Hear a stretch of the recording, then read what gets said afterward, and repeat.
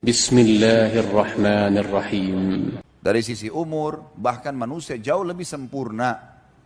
Sisi kekuatan tidak ada apa-apanya. Kalau jin itu, atau syaitan itu lebih kuat dari manusia, kira-kira kita masih bisa hidup sekarang?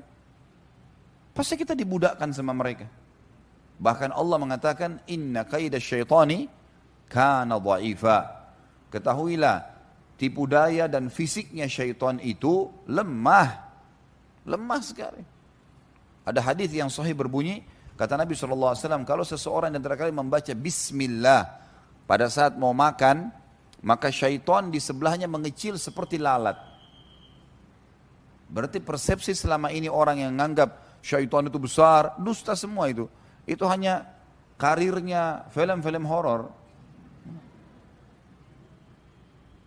Itu karir supaya serem, supaya begini. Kalau kita mau bicara masalah serem, semut itu kalau dibesarkan kayak manusia serem itu. Hah? Lalat itu kalau besar kayak kita serem di mata manusia. Yang kita lihat iya, tapi jin tidak dilihat, gitu kan?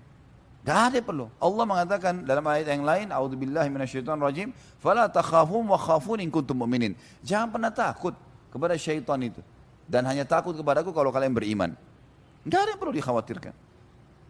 Jadi dia cuma sekedar membisikkan. Kebodohan sebagian manusia mengiyakan itu. Bisikan-bisikannya, baik itu bisikan membuat dia terjerumus dalam dosa atau ditakut-takuti. Kan bodoh sekali. Kita tidak kenal siapa orang itu, telepon kita kemudian nakut-nakuti lalu kita takut. Kenapa mesti takut? Belum tentu benar.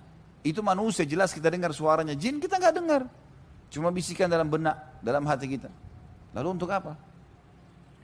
Jadi ini poin-poin penting di mukaddimah kita tentang masalah syaitan. Syaitan itu kecil, lemah, terhina di mata Allah dan orang beriman. Tidak ada kekuatannya. Syaitan dalam kisah-kisah kehidupan baginda Nabi SAW disebutkan coba partisipasi membantu orang kafir dengan ide-ide saja agar mereka bisa melawan Nabi SAW. Tidak pernah ada riwayat menjelaskan iblis masuk di pasukan Quraisy, kemudian memajak teman-temannya syaitan semua, lalu mengalahkan muslimin. Tidak pernah. Ada pernah riwayat? Tidak pernah. Yang paling jauh iblis bisa buat, waktu Nabi SAW mau hijrah ke Madinah, maka dia datang menjelma jadi manusia, lalu kumpul sama orang-orang Quraisy dan mengaku sebagai orang tua dari negeri Syam. Lalu dia bertukar ide dengan orang Quraisy. Jadi iblis itu juga bodoh. Ya. Dia juga berusaha cari ide. Seperti kita kalau lagi pengen sesuatu, kita coba berpikir ide-ide. Iblis begitu. Bahkan di dalam majlis Quraisy, dia tidak bisa memberikan ide yang terbaiknya. Iblis menunggu ide-ide semuanya sampai Abu Jahal mengatakan, lebih baik kita panggil dari setiap suku anak-anak muda yang menebaskan pedangnya satu kali kepada Muhammad, sehingga sukunya Muhammad gak bisa melawan semua suku Quraisy. Kalau satu orang, dua orang, nanti sukunya akan berantem dengan sukunya orang ini. Apa kata iblis? Ini baru pendapat. Dalam riwayat sahih, waktu dia menjelma jadi manusia, dia bahkan mendukung pendapatnya Abu Jahal yang tidak terlintas di benaknya iblis.